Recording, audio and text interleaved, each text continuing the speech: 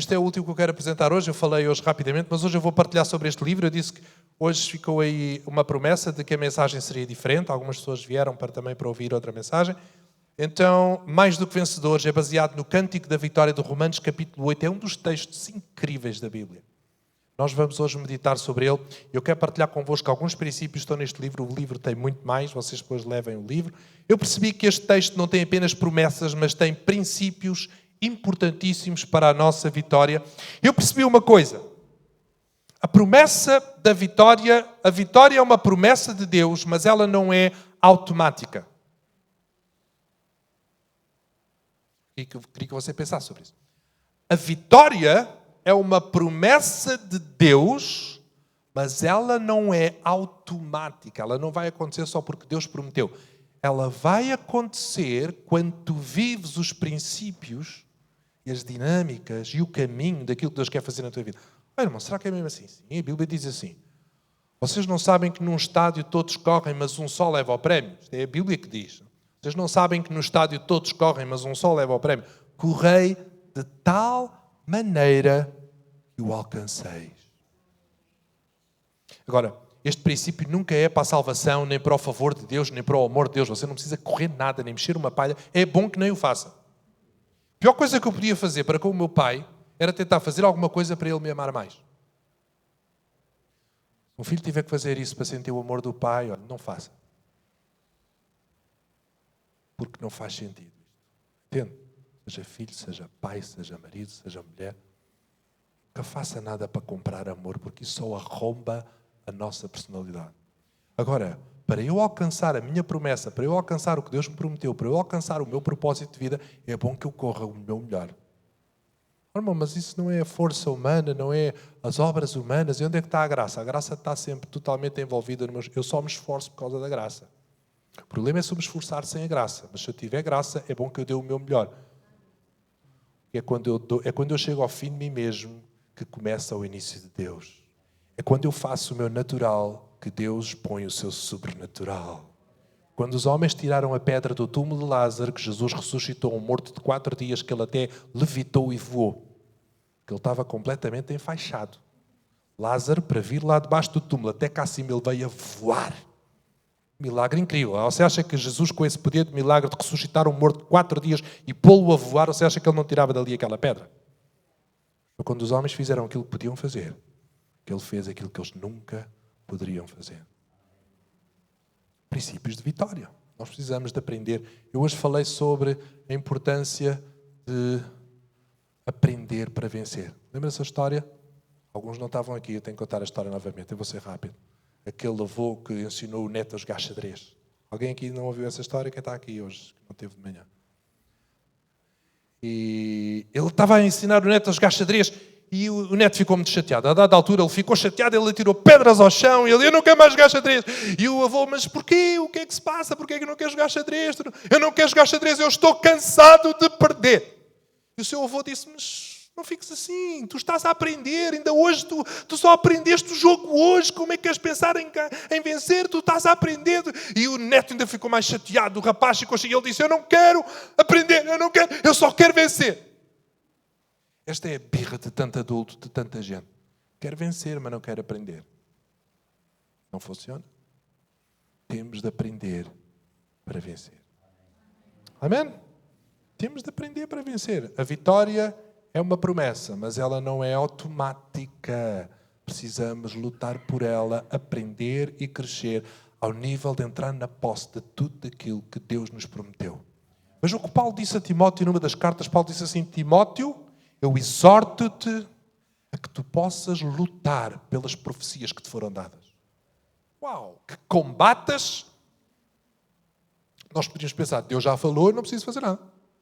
Paulo disse assim, Timóteo, tu não caias nesse erro que tanto crente aí, somente lá no século XXI, tanto crente vai cair nessa coisa, dessa mentalidade, dessa visão de avivamento, que ficamos parados, sentados e Deus faz tudo. Isso é uma visão completamente estragada do cristianismo. Timóteo, Deus deu profecias, mas não penses que isso é automático só porque Deus falou. Combate por isso, porque tu vais ter que lutar, vais ter que ir em frente, porque tudo o que Deus dá tem que ser possuído pelo combate. Não foi isso que nos ensinou a história dos israelitas quando saíram do Egito, da terra da escravidão, para a terra da prometida? Deus disse, eu dou-vos a terra, agora vão lá possuí-la. E houve uma geração inteira que não entendeu. Espera aí, então, mas Deus dá e agora tem que ir à luta. Então Deus dá e agora não nos abre as portas. E o Deus dá e os habitantes não se vão embora ou não se curvam diante do poder. O que é isto? Aquela geração não entendeu. E Josué e Caleb, vamos lá, vamos à luta. Mas como vamos à luta? Deus prometeu, não sabemos como, mas Deus vai nos dar. Vamos lá à luta, não vou à luta, eu não vou lutar, eu não posso. E porque uma geração se recusou a lutar, ficou no deserto. Mas aqueles que entenderam, vamos lutar por aquilo que Deus nos prometeu, entraram na terra. Foi a força deles que os fez entrar? Não. Sabemos que as muralhas de Jericó caíram pelo poder de Deus. É a obediência, é a dependência, é o alinhamento, é fazer tudo o que podemos, que provoca a graça, o poder, o sobrenatural de Deus e a vitória de Deus na nossa vida. Correi de tal maneira que alcancei. Tu tens que te esforçar. Deus já tinha dito a Josué, Josué, não te manda eu? Já tinha-te mandado há muitos anos atrás. Esforça-te e tem bom ânimo. Eu te farei entrar naquela terra. Não é o teu esforço que vai fazer entrar. Mas quando tu te esforças e tens ânimo, tu provocas todo o poder e sobrenatural de Deus que te vai colocar lá. Amém? Então, é este equilíbrio, esta dinâmica entre esforço e graça que faz toda a diferença na nossa vida. Deixa-me dar aqui o princípio. Princípio muito rápido. A diferença entre cristianismo e humanismo e miserabilismo. Em 3 frases, você quer a diferença? O humanismo diz assim, eu posso todas as coisas. O miserabilismo diz assim, eu não posso nada. O cristianismo diz assim, eu posso todas as coisas naquele que me fortalece. Você entendeu a diferença? É aquele crente que quer ser muito humilde e diz, não posso nada, eu sou muito fraquinho, não é nada, é só o Senhor. Isso não é humildade, é miserabilismo. O cristianismo verdadeiro está escrito na palavra, eu posso todas as coisas naquele que me fortalece. Não é sozinho, não é na minha força, não é a minha sabedoria, não é a força do meu braço, não. É porque Deus me fortalece. Mas há uma dinâmica diferente, porque o coitadismo e o miserabilismo fica à espera que Deus ponha tudo na nossa mão. Mas a vitória, o verdadeiro vencedor, ele é fortalecido para fazer aquilo que Deus o chamou para fazer. Eu posso todas as coisas naquele que me fortalece. Então eu gostava de partilhar consigo alguns princípios de Romanos capítulo 8. Nós vamos ler o texto e vamos deixar que Deus possa trabalhar em nós, mais uma vez, nesta tarde, impactar-nos com a sua palavra, e não só com a sua palavra, com a sua unção, com a sua força e com o seu poder. Amém? Que diremos, pois, a estas coisas? Se Deus é por nós, quem será contra nós? Aquele que nem mesmo o seu próprio Filho poupou, antes o entregou por todos nós. Como nos não dará também com ele todas as coisas? Quem intentará acusação contra os escolhidos de Deus? É Deus quem os justifica. Quem os condenará? Pois é Cristo quem morreu, ou antes, quem ressuscitou dentre os mortos, o qual está à direita de Deus e também intercede por nós. E quem nos separará do amor de Cristo? A tribulação, ou a angústia, ou a perseguição, ou a fome, ou a nudez, ou o perigo, ou a espada, como está escrito, por amor de ti somos entregues à morte todo o dia, fomos reputados como ovelhas para o matadouro. Mas em todas estas coisas somos mais do que vencedores por aquele que nos amou. Porque estou certo de que nem a morte, nem a vida, nem os anjos, nem os principados, nem as potestades, nem o presente, nem o porvir, nem a altura, nem a profundidade, nem alguma outra criatura nos poderá separar do amor de Deus que está em Cristo Jesus, o nosso Senhor. Que palavra incrível, não é ou não? Nós precisamos ler isto mais vezes. Todos os dias, talvez. Uma vez por semana. Pelo menos. Esta palavra tem este poder de nos tirar dos vales mais profundos do desânimo, ou até mesmo da depressão, para as montanhas mais altas da motivação, da força, da visão, da performance, do impacto e do fruto daquilo que Deus nos chamou. Amém? Que palavra incrível. E eu percebi, como já disse, que não há aqui só promessas. Há aqui muitos princípios importantes para a nossa vida. Aqui muita coisa importante. Eu quero partilhar aqui então algumas com vocês nesta tarde.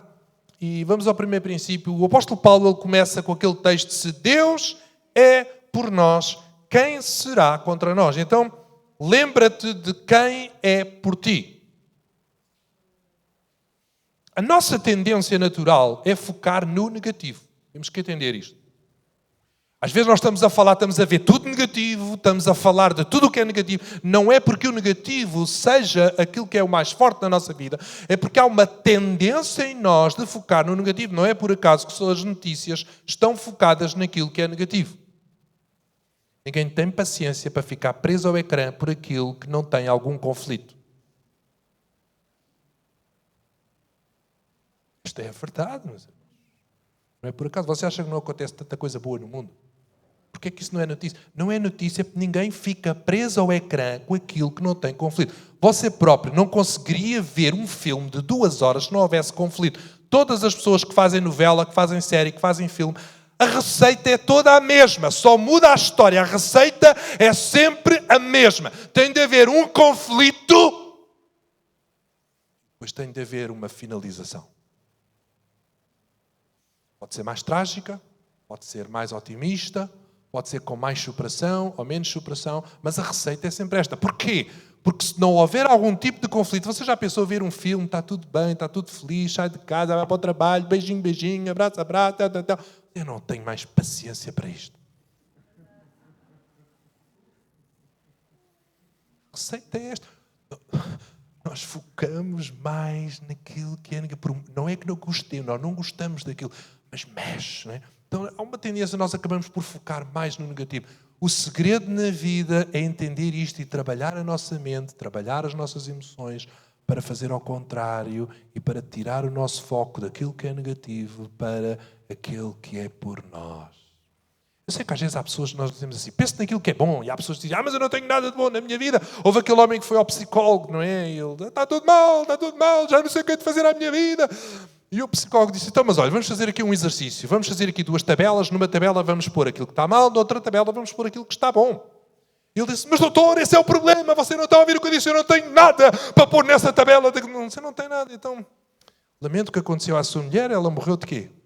Oh, doutor, desculpe lá, mas o que é isto? Então, você ainda me vai fazer sentir melhor, a minha mulher não morreu, coisa nenhuma, a minha mulher está boa de saúde. Então, olha aqui uma coisa já para pôr na tabela das...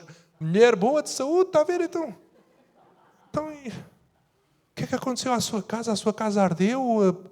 Ardeu, oh, doutor, por favor, não pare com isso. A minha casa está boa. Olha aqui, a sua casa está boa. Olha aqui, vamos pôr aqui. No fim daquela sessão, a tabela das coisas boas estava muito cheinha. O homem percebeu que afinal tinha tanta coisa boa, mas ele não conseguia pensar nisso, porque ele estava só focado ali nas coisas negativas. Às vezes é uma, às vezes são mais, é verdade, mas... Onde tu colocas o teu foco domina a tua vida. Quando tu olhas para uma... Hoje temos aquelas fotos muito engraçadas, não é? Que focamos uma parte e a outra fica desfocada, é não? É porque isso traz um destaque maior para aquilo que está focado. Para onde é que vão os teus olhos? O que é que domina tudo aquilo? É o que está focado, o que está desfocado nem se percebe bem. Não? Está lá, mas perdeu-a. Não é? Não dá para perceber, não dá para... Não mexe connosco. O que mexe contigo é aquilo que tu focas. É por isso que tu ficas com as tuas emoções assim e tu dizes que é o que se passa. Não é o que se passa. É onde é que tu pões o teu foco. Porque na vida sempre há coisas difíceis e sempre há coisas boas. Faz parte da vida. A vida não é dificuldade. A vida também não é só alegria. Faz parte da vida. São alegrias e são dificuldades. É isso. Sempre vais ter isto na vida. Eu sei que há pessoas que têm aquele sonho de um dia chegar àquele lugar onde já não vou ter dificuldades. Não é? Esse dia vai acontecer, mas vai ser mesmo no céu. E aquela irmãzinha, né, que veio pedir oração e o pastor perguntou, irmã, o que é que eu oro para o pastor? Eu estou cansada de tribulação, estou cansada de aflição, estou cansada de chorar. Oh, pastor, por favor, ore por mim para que isto acabe de uma vez por todas. Ok, irmã, vamos orar para ir para o céu? Oh, pastor, por favor, mas que eu... Irmã, não há outra maneira, se você quer que eu ore para que acabe a aflição, acabe a dificuldade, acabe... Então só há uma maneira, vamos orar para ir para o céu. Porque Jesus já disse, no mundo tereis aflições. Só uma maneira de não ter aflições. É saindo do mundo. É isso que você quer. Ah, não, pastor, então... Então vamos orar diferente. Vamos orar para Deus lhe dar força, sabedoria para lidar com as coisas. Muda o teu foco. O que tu focas domina. Tu focas naquilo que é negativo, isso domina-te. Por muito que tu digas, o Senhor é o meu pastor, e reclames e digas que és crente, e digas que tens fé, se tu focas no negativo, isso domina-te, domina os teus pensamentos, domina as tuas emoções, domina as tuas decisões, domina a tua vida. Tu não queres ser dominado pelas coisas negativas. Mas Paulo disse assim, se Deus é por nós, quem será contra nós? Paulo não está a dizer que não há nada contra nós. Paulo está a dizer, lembra-te, pode haver muita coisa contra ti, mas aquele que é por ti é maior. Amém? Aquele que é por ti é maior.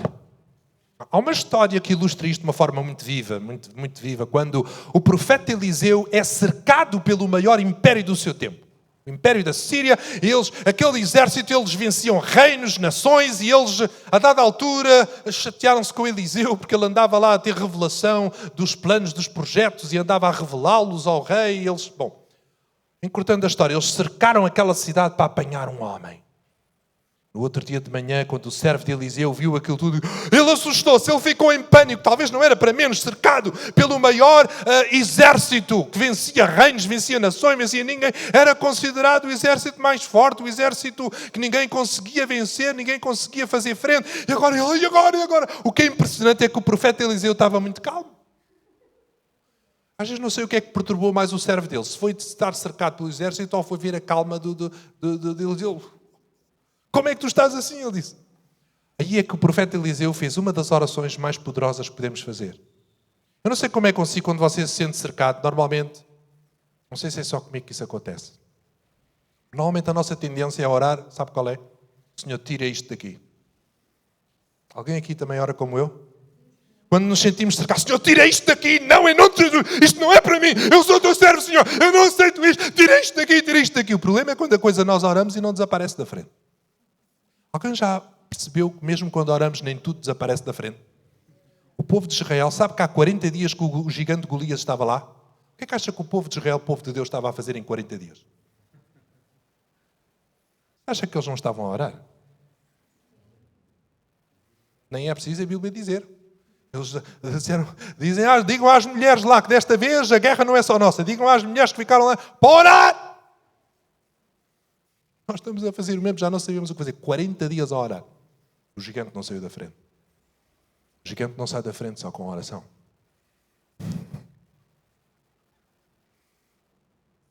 Temos que ir à luta. Como é que Deus derruba o gigante? Com oração. Eu não minimizo o poder da oração. Sem oração nem vai à guerra. Mas com oração não significa que vai acontecer tudo. Significa que agora você vai à luta e vai vencer. Alguém foi à luta, repara, o mais improvável, o mais fraco. Seu. Amém? Então, a nossa primeira oração é, Senhor, tira isto daqui. Mas, quando essa oração não está a resultar, normalmente passamos para a segunda oração. Senhor, se tu não tiras isto daqui, então tira-me daqui. Deus, tira-me deste filme, desculpa lá, eu não quero viver isto. Isto não é, eu não quero viver, eu já não aguento. Depois temos uma forma de pressionar Deus. Eu já não aguento, eu já não dá, Não, mas não saiu, o exército não saiu. O profeta Eliseu fez uma oração muito diferente. Esta oração, quando eu comecei a entender esta oração, é uma oração de muita maturidade. Senhor, abre os olhos dele para que veja. Repare, a realidade, ele não orou para mudar nada da realidade. Ele só orou para que os olhos dele vissem aquilo que ele ainda não estava a ver, porque ele via o que estava contra ele, mas ele não estava a ver quem estava por ele. E diz que a Bíblia que naquela altura o servo de Eliseu, ele começou a ver o que não via, uma realidade que ele não via, e ele começou a ver exércitos e carros como que de fogo, havia como chamas, o que é isto? E eram os exércitos de Deus, claramente. Ele, parece que eram em maior número e muito mais ferozes que o maior exército daquele tempo. E eu pensava que estávamos cercados, afinal estamos cercados. Eu pensava que estávamos cercados pelos exércitos inimigos, afinal estamos cercados pelos exércitos de Deus. Talvez entraste aqui nesta manhã perturbado porque te sentes cercado por exércitos inimigos, mas eu quero te dizer nesta tarde, mais do que isso, tu estás cercado pelos exércitos de Deus. Tu estás cercado pelo favor de Deus. Tu não estás só cercado por aquilo que está contra, por aqueles que estão contra. Tu estás cercado por aquele que é por ti. E os exércitos de Deus são maiores. Ele viu aqueles anjos, havia fogo. Eu não sei como é que há crente que quer ver anjos. Eu honestamente. Eu não quero ver anjo. Vamos dizer assim. O anjo é aterrador. Ainda bem que aquele que me guarda não é assim tão angelical como o pintam. Você já reparou que cada vez que alguém vê anjo, o anjo tem que dizer não tenhas medo, não tenhas medo. Aterrador, porque aquele que te guarda não brinca em servir. Aqueles que te guardam são ferozes, não se metam contigo.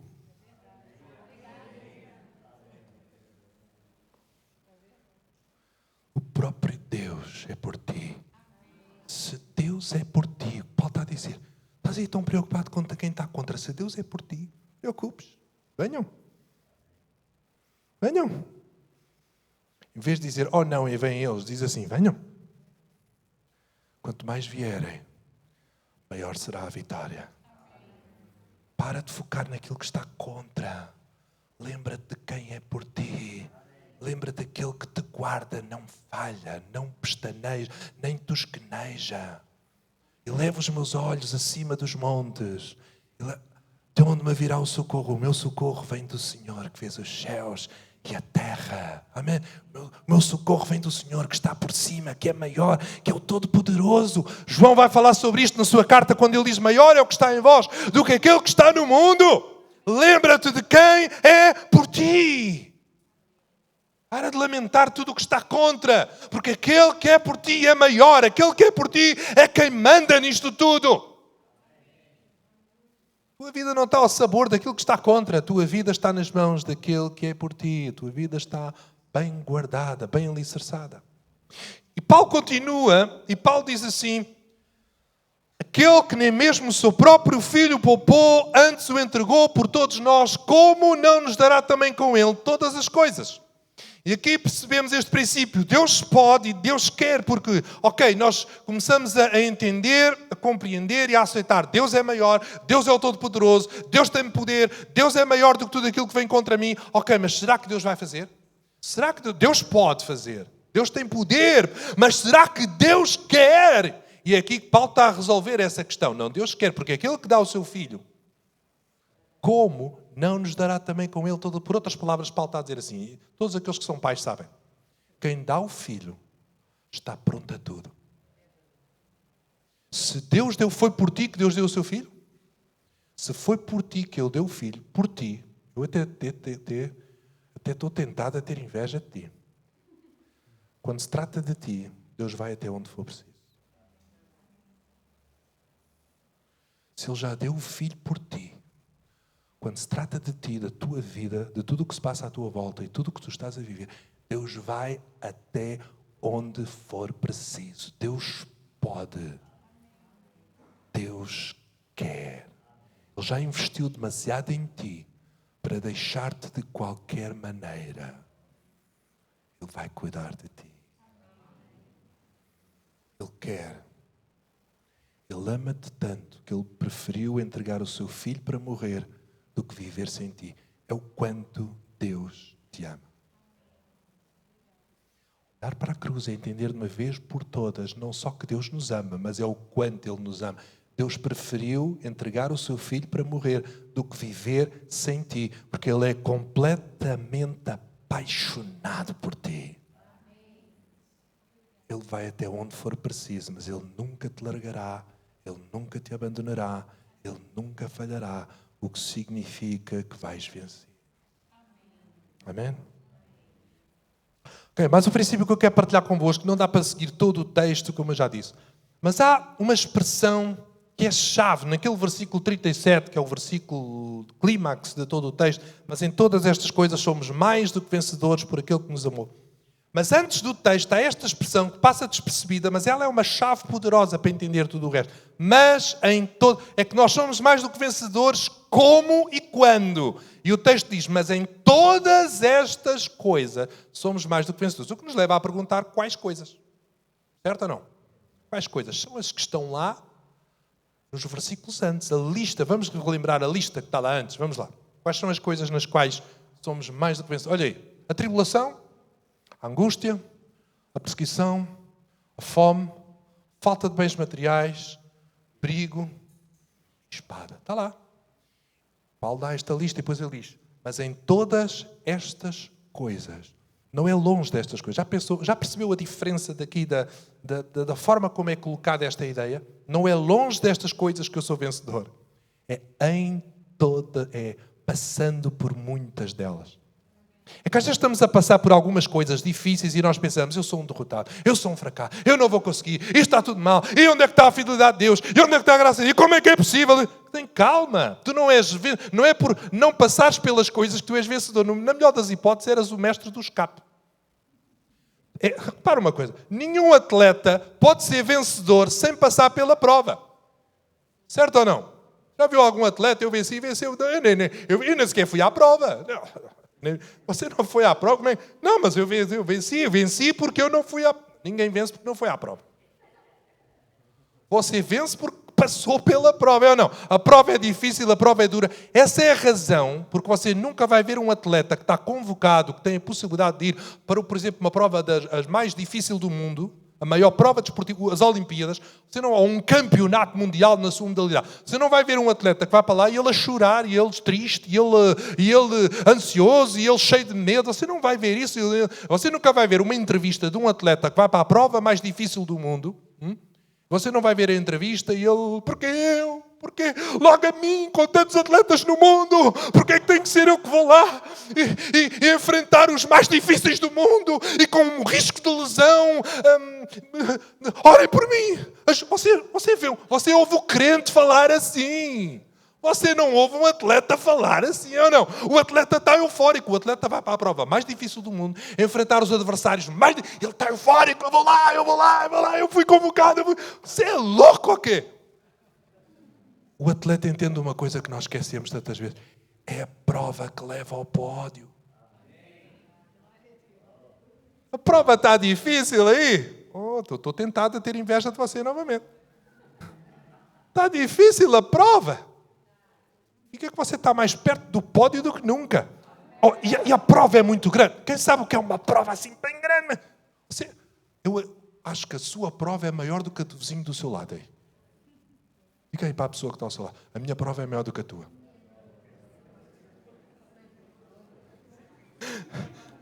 Ouça uma coisa. Não é o que nós andamos sempre a dizer. Que ele sabe lá. Se ele passasse por aquilo que eu passei, é que eu queria ver. Porquê? E às vezes perguntam, Deus, porquê que eu tenho que passar por estas provas que os outros não passam?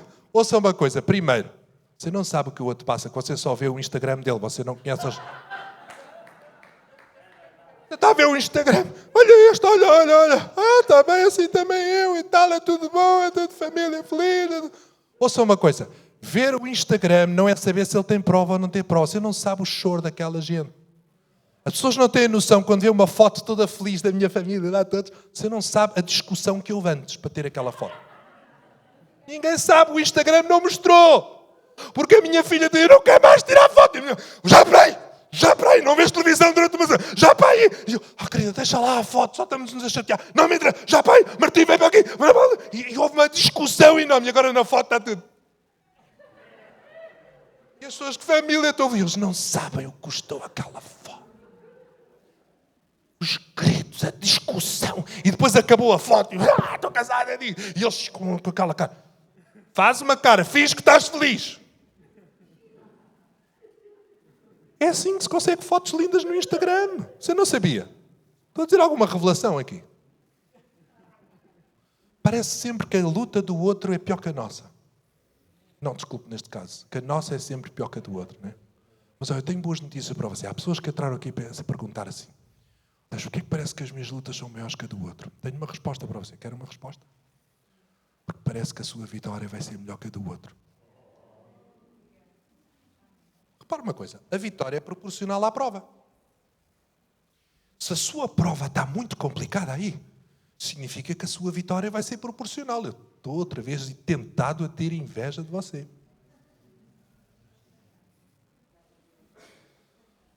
Hoje no final vamos orar por quem tem provas pequenas. A pessoa, pastor, por mim, porque afinal... Não, eu não quero uma vitória qualquer, eu não quero uma vitória pequenina. Não, eu quero... Você quer uma vitória? Ouça uma coisa, há pessoas que estão a orar para Deus os levar mais longe, para ter mais, para prosperar mais. E continua a fazer essas orações. Queremos mais, queremos 3.000 igrejas, queremos 1.000.000. Cuidado com orações arrojadas. A prova é proporcional à vitória. Porquê é que você acha que o gigante que Davi enfrentou era lá um Golias lá de 3 metros? Deus disse assim, Davi, eu quero que você seja um vencedor, mas é num nível tão grande, que você vai acabar com essa coisa de ser desprezado. Você vai ser o herói nacional. Chega de você ser desprezado pela própria família. Chegou a altura de pôr você na rota do trono. Como é que é isso, Deus? Não percebes nada, Davi, mas eu arranjei lá um gigantão lá bem grande.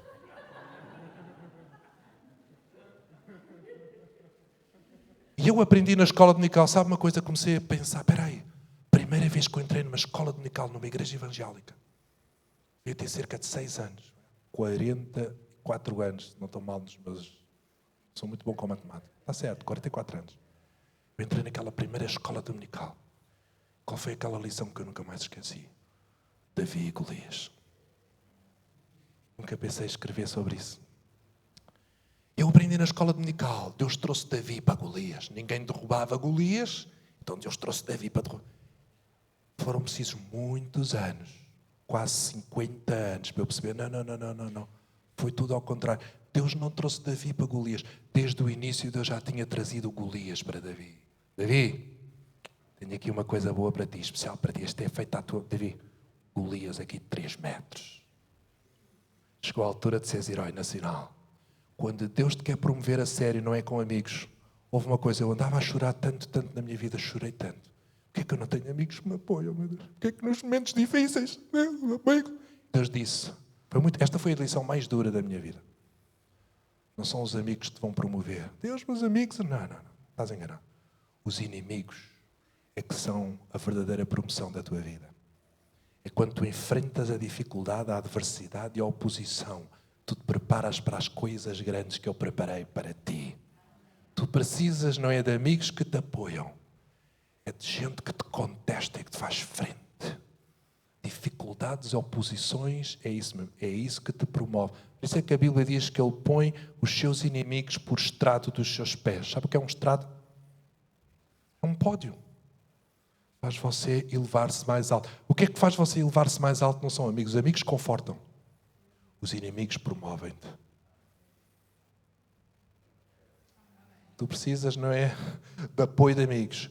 O que tu precisas é do desafio das dificuldades e das adversidades. Porque em todas estas coisas, tu és mais do que vencedor. Não é longe delas. A história de vencedores está cheia de cicatrizes. Gente que passa por tanta dificuldade, por tanta pressão, que aprendeu a vencer. É isso que Deus quer fazer na tua vida. Deus não quer fazer de nós flores de estufa. Eu sei que quando somos crianças cantamos aquele corinho do "Sou uma florinha de Jesus". Sabe uma coisa? Isso é bom quando é criança, mas depois chega a altura de crescer e agora parou dessa ideia de sou uma florinha. Agora eu tenho que entender, eu sou um guerreiro. Amém? Sou um guerreiro, e guerreiro vai para o meio da batalha lá. No meio da batalha. Onde a coisa é difícil, onde a coisa é dura. Onde há suor, sangue e lágrimas. Mas onde as vitórias são alcançadas. É em todas estas coisas. É com provas, com dificuldades, com adversidades. Você já viu que os discípulos amigos de Jesus... Jesus teve de ser Pedro. Quando Jesus disse que ia ser morto, ia ser maltratado... Pedro chegou lá e disse, Jesus, nunca, isso não vai. E Jesus disse para Pedro, Pedro, atrás de mim Satanás que me serves de escândalo. O amigo que quer protegê-lo da dificuldade, Jesus chamou-lhe de Satanás. O inimigo, Judas, que veio para traí-lo, lembra-se como é que Jesus o chamou? Eu sempre pensei que era uma questão do amor, compaixão de Jesus. E é. Mas porquê que Jesus não chamou de amigo a Pedro? Chamou-lhe de Satanás. A Satanás não significa que ele era um diabo. Satanás significa adversário. Pedro, tu estás a ser um adversário. Tu estás-te a opor ao meu propósito. Para trás de mim, sai da frente. Estás a opor-te ao meu propósito. Queres ser meu amigo, queres trazer conforto. Mas não é com conforto que eu vou vencer. É com cravos e espinhos. Sai da frente. Quando chega ao Judas a dar-lhe um beijo da traição, amigo, porque tu pensas que vais acabar comigo, mas tu és o principal causador de eu viver o meu propósito. Propósitos não se cumprem só com amigos. Vais precisar de alguns inimigos. Está-me em silêncio agora. Vais precisar aí de algumas dificuldades, de algumas batalhas, de algumas adversidades. Mas porquê, Deus? Porque Deus quer te dar uma grande vitória. Porque Deus quer que sejas mais do que vencedor. Então entramos naquele texto de mais do que vencedores e tudo começou esta reflexão e este livro começou com aquela ideia. Porquê é que a Bíblia diz que somos mais? Não diz apenas que somos vencedores, isso para nós já seria maravilhoso. Mas a Bíblia diz que somos mais. Qual é a diferença entre vencedores e mais? Algumas lições, aplicações vieram ao meu coração e eu gostava de partilhar, para terminar, três aplicações do mais que vencedores. No livro há mais, mas eu vou-vos dar 3, vocês não têm tempo para mais. Desta vez vocês não querem saber de almoço, mas vocês já estão a pensar no jantar. Então, mais do que vencedores, em primeiro lugar, porque é mais do que um. Já reparou que o texto está no plural? Não sou eu sozinho que sou mais. Sozinho eu poderei ser vencedor, mas mais do que vencedores exige mais do que um. Porque o número 1 é pequeno demais para alcançar algo grande. Tem que ser. Eu não posso sozinho, eu nunca serei mais do que vencedor. Foi por isso que Jesus estabeleceu a igreja, para dizer, tu não estás sozinho. A igreja não é brincadeira, a igreja não é coisa de domingo, a igreja não é coisa de homens. A igreja é uma coisa que ele levantou e estabeleceu. É o que chamamos instituição divina. Porquê? Porque é a indicação que não estás sozinho. Como dizem Eclesiastes, se for um só se cai, mas se forem 2, um levanta o outro. Somos mais do que vencedores. Quando não estamos sozinhos, sozinho és um petisco do lobo. Mas quando estamos juntos, somos mais do que vencedores. Não fiques sozinho. Mas magoar-me, isso, é família. A pessoa que mais me magoou até hoje foi a minha mulher. Ouviu bem?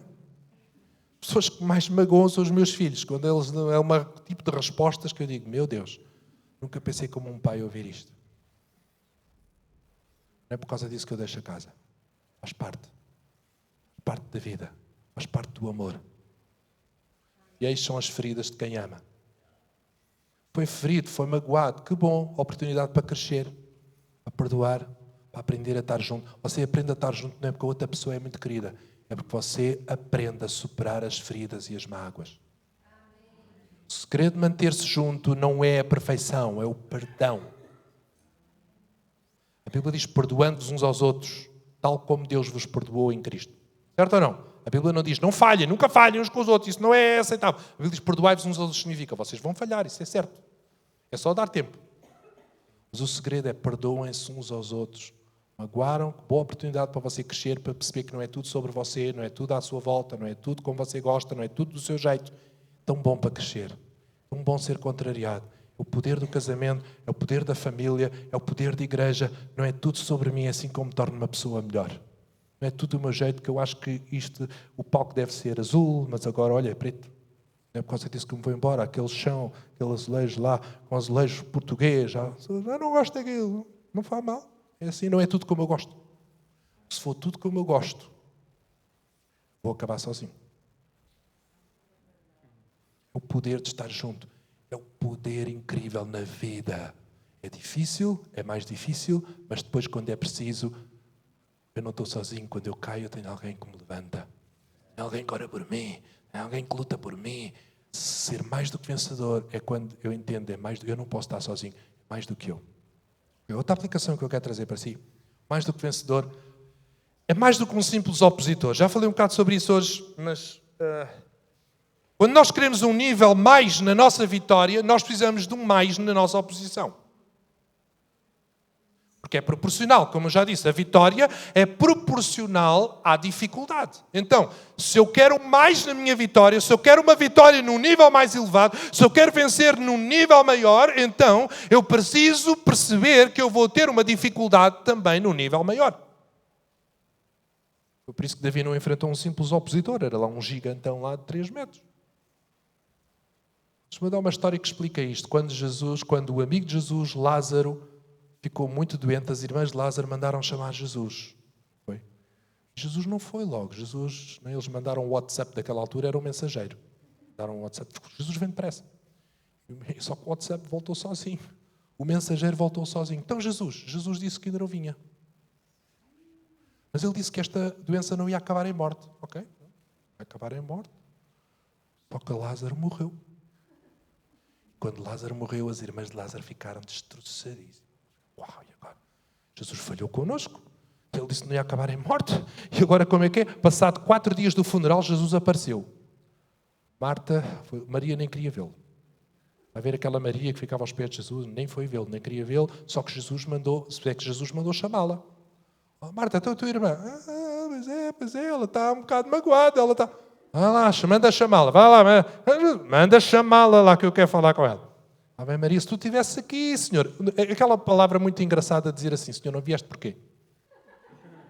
Não vieste quando te chamámos, porquê? Se tu amas Lázaro, como é que tu fizeste uma coisa desta? Agora repare, porque é que Jesus permitiu tudo aquilo? Jesus queria pôr um mais na vitória. Eles não entendiam como é que Jesus curou tanta gente, mas não curou o seu amigo Lázaro. Precisamente por ele ser amigo, Jesus disse, com o meu amigo não vai ser uma cura como aos outros. Vai ser outra coisa. Vou fazer uma coisa maior. Vou fazer uma ressurreição. Agora, como é que Jesus faz uma ressurreição sem permitir um mais na doença dele? Ele permitiu um mais na dificuldade, passou de doença à morte, precisamente para permitir uma vitória num nível mais elevado. Quando Deus está a permitir uma dificuldade maior, significa que Ele está a planear uma vitória maior. É muito fácil dizer mais do que vencedor, mas vai vir mais do que um simples opositor. Vai vir mais do que uma simples coisinha. Deus, está complicado demais. Porque Deus está a preparar uma vitória num nível maior. Quem está animado nesta tarde? A terceira aplicação. Vocês têm que ir jantar. Mais do que um observador. Eu acredito que aquilo que faz a diferença entre ser um vencedor e mais do que um vencedor é isto aqui. Porque quando as pessoas estão a ver, por exemplo, vamos pensar num jogo. Quando as pessoas estão a ver um jogo, quando as pessoas estão num estádio, não vencem todas da mesma maneira. É impressionante como é que há pessoas que estão comodamente sentadas lá nas bancadas a ver o jogo, estão ali, e de repente quando acaba o jogo, levantam-se, ganhamos! Mas eles não fizeram nada, eles não correram, eles não... Mas eles venceram, eles ganharam, e vão lá para as redes, e vão lá para as mensagens, ganhamos. Eu comecei a perceber, espera aí, o nível da vitória não é o mesmo por quem está em campo, a transpirar, a sangrar, a correr, a se esforçar, a levar com a pressão toda. Não é. A vitória, são eles que levantam a taça. São eles que recebem o prémio. Não. Quem está nas bancadas paga. Mas quem está lá embaixo a ganhar, o nível da vitória é outro. É ou não? Quem está nas bancadas é vencedor, mas quem está em campo é mais do que vencedor. Pastor, prove-me isso pela Bíblia. Hebreus 12. Hebreus 12 diz assim, visto que estamos rodeados de uma grande nuvem de testemunhas, isso é o quê? É um estádio. Hebreus 12, basicamente, é isto assim. Está a dizer assim, para ti. Se está na Bíblia, isso é para ti. Se a Bíblia é para ti, se a Bíblia é escrita para ti, se lês a Bíblia porque ela é para ti, isto é para ti. A Bíblia diz assim, tu estás rodeado de muita gente que está nas bancadas, por isso, põe-te a correr, porque há uma vitória incrível que Deus preparou para ti. Significa o seguinte, tu não és dos que estão nas bancadas, não te confundas. Tu és dos que estão em campo para fazer acontecer. Hoje já há outro nível de vencedores, que é o do sofá. Ele está lá no sofá, a comer pipocas, comer picanha, comer uma feijoada, né? E no fim diz, ganhamos, com uma barrigona, ganhamos. Está bem, mas o nível da vitória não é o mesmo. Você entende? Ele é vencedor, mas mais do que vencedor é quem está em campo. E Hebreus 12 diz assim, o nível de vitória que Deus planeou para ti não é dos que ficam na bancada a ver quando é que vai acontecer, a ver o que é que vai dar, a ver quando é que vamos vencer. Não ficas a ver, entra em campo. Sabe uma coisa? Os grandes atletas não aceitam ficar no banco. Aceitam, sabe porquê? Porque eles dizem, o meu potencial é grande mais para eu estar no banco. E o que Hebreus 12 diz o seguinte, o teu potencial é grande mais para ficar no banco. Tu não és daqueles que vai ficar a ver quando é que vai a vitória acontecer. Levanta-te, põe-te a correr, porque Hebreus escreveu para que judeus, por causa da perseguição aos cristãos, estavam a deixar o cristianismo, a querer voltar a ficar só com o judaísmo. Isto é muito perigoso, esta coisa do cristianismo. E é por isso que ele faz uma apologética toda a dizer o cristianismo é muito superior, o mediador é superior, as promessas são superiores. O que é que vocês não podem voltar atrás? Ele chega ao final do livro e ele diz assim, ponham-se a correr, porque o potencial na vossa vida é grande demais para vocês pararem. E eu quero falar para pessoas aqui, a pressão da luta e da prova tem sido tão grande. Tu estás a parar de correr. Nesta tarde Deus diz, volta a correr. Volta para a prova, porque a promessa que Deus tem para ti, o propósito que Deus tem para ti é grande demais para ficares parado. Porque na vida há 3 tipos de pessoas. Podemos ver isto aqui rapidamente. 3 tipos de... Quando um pregador diz rapidamente, significa que faltam só 30 minutos. 3 tipos de pessoas. Os que fazem acontecer, os que ficam a ver o que acontece e os que perguntam, o que é que aconteceu? E és tu que decides onde é que vais estar. Isto não é uma casualidade. Onde tu ficas não é uma casualidade. É a tua decisão. Onde é que tu queres estar? Porque Hebreus 12 diz que tu foste chamado para fazer acontecer. Para entrar em campo e correr de tal maneira que vais alcançar a vitória e o propósito e tudo aquilo que Deus te chamou para tu seres e fazeres. O potencial que há em ti, o tipo de vencedor que há em ti é grande demais para ficares sentado, para ficares a ver, para ficares parado. Não. Põe-te a correr e a cumprir o propósito de Deus, porque há algo grande que Deus tem para ti. Tu não podes ficar parado. Martin Luther King diz uma coisa muito importante. Ele disse, se não conseguires voar, corre. Se não conseguires correr, anda. Se não conseguires andar, rasteja. Mas não pares. Não pares. Esta é a mensagem final para ti. Não pares, porque tu és mais do que vencedor. Não pares. Vamos ficar de pé. Em nome de Jesus. Tu não és mais uma vítima. Tu és mais do que vencedor. Tu não és mais uma vítima nas mãos das circunstâncias. Tu és mais do que vencedor nas mãos do teu Deus. Há um potencial grande demais na tua vida para tu desistires, para ficares parado ou para achares que não fazes parte do grande projeto ou do grande jogo de Deus. É tempo de entrares em campo e de perceberes o potencial, o tipo de atleta, o tipo de vencedor que Deus te chamou para ser. Não és qualquer um, não és mais um, tu és mais do que vencedor. Não és apenas alguém que vai ficar a ver quando é que a coisa acontece. Tu és daqueles que vai fazer acontecer. Deus está a contar connosco, Deus está a contar contigo para fazer acontecer. Deus está a contar com esta igreja para fazer acontecer em nome de Jesus. Quero orar por ti nesta tarde. Eu quero perguntar se está aqui alguém que quer aceitar Jesus como o seu Salvador. Talvez vieste aqui, talvez estás aqui, não sei, eu não conheço, como uma visita, ou tens vindo algumas vezes, mas nunca tomaste aquela decisão. Eu quero Jesus como o meu Salvador. Eu não quero viver sozinho. Eu quero viver com Jesus. Eu quero viver para Jesus. Jesus é que faz a diferença na minha vida. É Ele que é o Salvador. Levanta o teu braço. Eu quero orar por ti nesta tarde. O braço. Pessoas que querem aceitar Jesus como Salvador. Mais pessoas aí? Alguém que ainda não aceitou Jesus, quer aceitar Jesus? Talvez está a ver aí na internet. Faça esta oração. Deus, eu ouvi a tua palavra. Eu aceito o teu Filho Jesus como o meu Salvador. Entra na minha vida, faz a tua vontade. Amém? Se aceitaste Jesus, fala com os teus pastores, porque eles querem te ajudar na tua fé e na tua vida.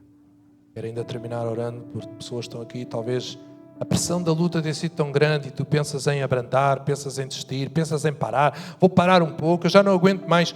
Quando não aguentas mais, não é para parar. É para renovar. Sabes uma coisa? Quando um carro, numa corrida, quando os pneus já não dão, ele não para e ele não se vai embora da corrida. Ele para o carro só por um bocadinho, mete pneus novos e continua. Há uma renovação. Ele renova o material e continua a correr. Quando já estás cansado, não é para parar. É para renovar. Deus quer renovar-te. Só porque a pressão é muito grande, não significa que tem que baixar o nível da dificuldade. Nem sempre Deus vai baixar o nível da dificuldade, porque Deus está a planear o nível da tua vitória. E o nível da tua vitória é proporcional. Deus quer aumentar o nível da tua força. Deus quer aumentar o nível do teu foco. lembra-te quem é por ti. Estás tão preocupado porque estás focado e a pensar no que está contra. Estás preocupado com o tamanho do gigante. É a altura de te lembrares do tamanho do teu Deus. Deus é maior. Deus é por ti. Ele luta por ti. Ele deu o seu filho por ti. Ele está pronto a tudo por ti. Ele já planeou, já programou tudo para seres mais. Tu não és um menos. Tu não és um fracasso só porque a coisa falhou. Só porque falhaste. Só porque tudo deu errado. Tu não és um mais, tu não és um menos, tu és um mais. Tu és mais do que vencedor.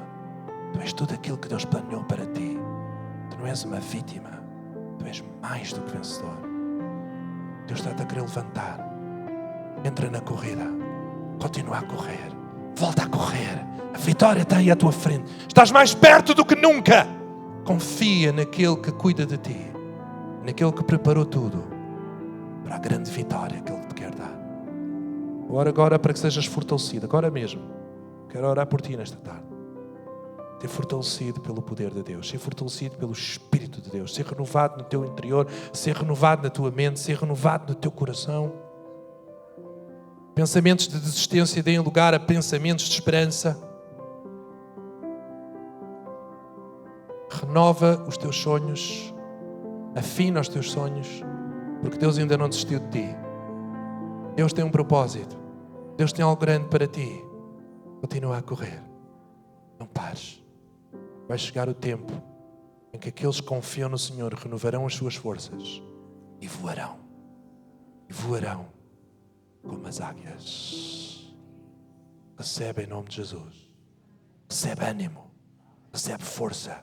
Recebe visão. Senhor, abre os nossos olhos para vermos além do problema, para vermos além da dificuldade, para vermos o Teu poder, para vermos a Tua graça, para vermos a Tua promessa e para vermos essa vitória incrível que Tu já tens preparado para nós em Cristo Jesus, para a Tua glória. Amém.